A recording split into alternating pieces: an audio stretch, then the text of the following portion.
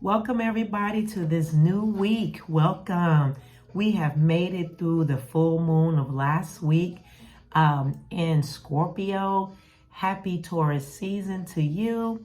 And we are now in Mercury going direct. Okay, so we've got a lot of energy. Going to pull some cards, looking at raising our vibration and going over a couple of things that's important to us this week. So welcome to the channel. Like, share, and subscribe, and go to the website, which is just as important with signing up for emails and so much more. Okay, so I've got my handy diary that I research, write out some things that I see coming in for the week through meditation and astrology and astronomy. Keep in mind, we do have 2 new black holes that's within our solar system. Okay, so be familiar with that. Do some research so that you can work with that powerful energy as well. Okay, so this week is easy to feel like you're overthinking or very drawn to love or obsessing over someone or some things or some priorities that you need to take time with this week. You want to make sure that you're doing deep breath work, meditation work. Whatever way you meditate, do that. But most importantly, do that to make sure you pay attention that you're breathing. Sometimes you don't even realize that, or you may realize that you're not breathing and just holding your breath and not releasing for clean air and refreshing your body. Okay. You also may want to incorporate maybe some humidifiers or some lavender in this week for you. Okay, ask your angels and spirit guides and your ancestors to help you release anything that's unhealthy for you and toxic attachment. Welcome to Taurus season as well, so you may be drawn to eating some fabulous food, maybe eating some great new fruits, or even diving into doing some planting in the earth. Let me know if you made any moon water through the full moon of last week. If you did go outside, illuminate it yourself, or if you have made moon water for yourself. Okay, so April the 29th, starting out for this week, we have Venus moving into Taurus season. Yay, and happy birthday to my Taurus family that's here, or if you have Taurus in your as your moon. Okay, because that's going to be our first moon for May, is going to be new moon in Taurus. April the 3rd, we have Mars moves into Aries. And then May the 1st, which is our last quarter moon in Aquarius. You know, the moon, she likes to move through the planets and the zodiac systems very quickly, more so the zodiac systems. But sometimes she does rest pretty close to certain planets, all right? And then we have May the 2nd, where we have Pluto goes retrograde. Okay, also, since we're going into this May, this month, you want to take a look at a few things. So jot this down or close caption it and let me know your thoughts in the comments. You want to make sure you're looking at a glass half full, looking at the bright side. Expect good things to happen in your life and explore the energy of manifesting in your life. Whatever way that how you manifest, let me know. Some people use, writing things down, setting goals, sitting outside, projecting into the new seasons. Over here, I do share a lot about working with the seasons versus working with the year. Our astrological year that we reference over here started spring equinox, and it ends next year in 2025, spring equinox in 2025. I am hearing also, being guided, that some people you need to put on pause. Maybe don't deal with them until 2025. Okay, sometimes you have to cut people off until another year or two to make sure that you're focused on you. Okay, make sure you're focused on you. Okay, so we do have Jupiter very powerful in this month. So Jupiter, the planet of good luck and good times, is moving into Gemini. So if you're sensitive to celestial energies, you'll feel a massive planetarian shift. Okay, so we are entering into the May energy, okay? Even though currently we're in our brand new Taurus season, okay? So pay attention to that. And also think about, what are you grateful for this week? Comment down below. What are you grateful for this week, okay? Gratitude is an important aspect of bringing in manifestations of your life, recognizing what is occurring in your life, and every day making a 5-bullet point of what you're grateful for, and taking your mind off of, what is not working or what is it that you desire, because putting that grateful attitude will keep you with a good mindset. Also, when you come against challenges, death, hurt, pain, a loss, gratitude will raise you up and focusing on what's great. Now, I'm not saying not to be duality now. We have both sad and happy. We have everything that's polarity, right? We're not working in illusion. But gratefulness will help you reset and recenter yourself, okay? All right.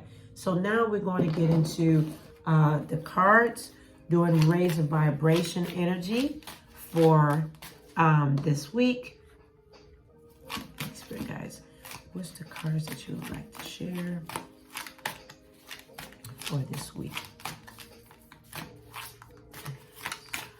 All right. See this from a higher perspective. See this from a higher perspective. So bringing in a higher perspective is an important aspect to, maybe you need to look at some decision making coming in. And so that way, looking at it more above what you see, making a circle and then putting in the inside what the perspectives are. And then on the outside of the circle, maybe looking at how to get to a higher space in your life. Okay. And that does a lot of brainstorming. That's a great way to use that. And then you can put it on paper and then burn that paper, but also put it in your journal time. Make sure that you're journaling, okay? So that way you can release, you could talk to yourself, and you don't have to, outside of, connecting with me with your reading sessions or talk sessions or whatever area of aspect you gravitate to, set up a time with me. This will help you to have a non-judgmental aspect. And if you do have a very close friend, making sure that you can share that and you're okay with it get leaked. Sometimes sharing things with friends sometimes goes somewhere else, or it can become pillow talk. So if you don't want that to happen, talk to yourself, journal it, or contact me, okay? The second one is, this came up last week. Your sensitivity is a gift. Remember that? Your sensitivity is a gift. That came up last week. So this is a returning card, a stalker card, to remind you that if you're feeling the sensitivity in your gifts, using your clairs to see what it is within you, it's going to work for you. Okay. And then we have, you are not alone. You are not alone. Okay. You're not alone. So when we're talking about this, you are not alone, sometimes you feel like you could be alone because there's not areas that you could share with people. Sometimes people are happy when they get a partner, and then as soon as they get the partner, then they want to be alone because they don't realize how much work it is to deal with another person's personality. That is a job. Okay. And so those that may not have a partner is, guess what? Setting their intention to get a partner. So it's that polarity to things. There's no perfection in relationships, but you are not alone. But maybe you need to take some alone time. Okay. Maybe you need to step out of some relationship, put it on pause for a bit of time, maybe on a daily, taking time for yourself, so that way you regroup and can hear from you. Some people have been their entire life have been on occupancy, since their childhood to 20s, 30s, 40s, 50s. They've had people in their lives and they put up a sign saying occupied. Maybe you need to, or full occupancy, like a hotel. You may need to take down that sign and take yourself out of occupancy, and you be the only one occupying yourself within yourself. Okay? And taking time in your shadow time to understand that if you're a codependent, to have a partner, then that means you need to do some shadow work or contact me to why that is. Because you came into earth with one head on one body. So why is it that you have a dependency on other people? That can be through trauma. Okay, so contact me for reading and ritual work to look at that. And how are you doing spiritually, family? Do you do your spiritual work, or are you so quick to, soon as everything go a certain way, you quit doing your spiritual work. You quit talking to your ancestors. You quit talking to your spiritual guides. You quit talking to your angels. You quit going to your altar space because it didn't work out this way, or it didn't work out that way. They're still standing there being a part of you, present every day. You have to show up for them to connect and have the conversation as well.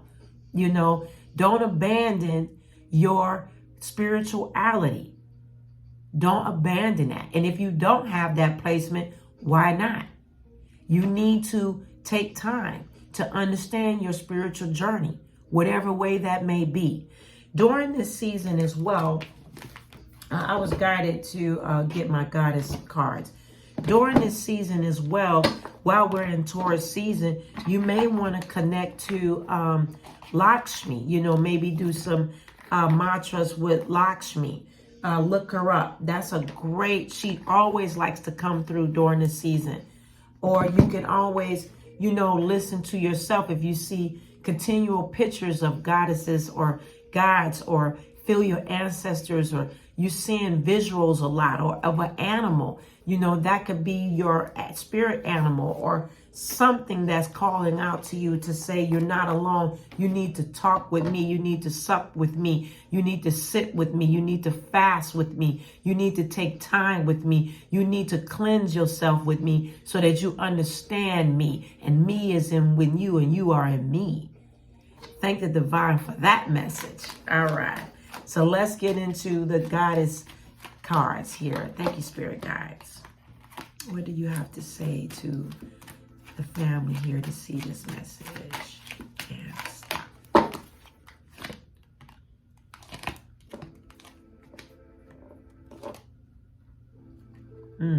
Okay. All right. So we have 3 cards. We have MAAT, we have Ashtar, and then we have Quen. All right. And we do have 2 in reverse, and we have 1 face forward. All right. That is intentional. In the event that you're not familiar, pull your own deck. Those that come to this channel, make sure you have an oracle deck. Make sure you have a tarot deck, or you're doing something so that you can hear from your guides. All right. But these cards are coming through for you for the week. Okay. So we have MAAT, fairness. Fairness. This situation will be handled in a fair and just manner. All right. You know what that is. Okay. We have Ashtar, and we have boundaries. Love yourself enough to say no to others. Demand of your time and energy. Now, Ashtar is here. She's in reverse, but she's talking about boundaries. Now, in this, with her being in reverse, you need to think about what your boundaries are. Maybe you don't have any boundaries, or they're very minimum. That goes back to drawing that circle again. I don't have any paper around me, but drawing that circle and seeing a higher perspective. So taking that circle and then putting in the inside what boundaries you have, and then on the outside what boundaries that you need to create. Because she's stating here, love yourself enough to say no to others' demands on your time and energy. So are you doing that? Are you focused? Are you even putting demands in your workspace? Or what are you doing to look at that aspect? okay? Especially if you don't have boundaries in your workspace, or maybe you're looking at a new job or a new career or in school or have your own business. What are your boundaries? What is your energy? Do you take your energy and pour it into the gifts that you've been given for your career or for work or for your personal businesses, okay? Or your streams of income? Are you pouring energy, I'm hearing, into your children? Are you pouring energy? Your children can be your fur babies as well. Are you speaking healing boundaries for them? Okay? That you give, you receive. It's reciprocal. It's polarity. It's duality. Okay? Now we have in reverse Quen. Okay, Quen. Now she's saying release judgments about yourself and others and focus on the love and light that is within everyone. So when we have it here in reverse, now what she's saying, what exactly is your compassion? The question to yourself you must propose is, are you compassionate? You don't have to answer that now, but the whole week, think about what compassion is to you. Now, compassion doesn't mean to be a doormat, okay, and let people walk all over you or you walk over other people. You know, that's here, that our spirit led, that came to this channel. You are not dead inside. Do not speak that to yourself. You are not. Now, you may need to do some shadow work, and yeah, you probably need to be having your boundaries up and check yourself so that way you're not a doormat. But compassion changes things on yourself. Compassion brings in attraction, an attraction of speed that you want for this summer coming in, attraction of acquiring what it is that you so desire in your life. Okay, and sometimes that brings in to maybe a person or your spirit guide to lead you into that space. Okay, now it's important that you visit this aspect of you. Okay, to visit it. All right.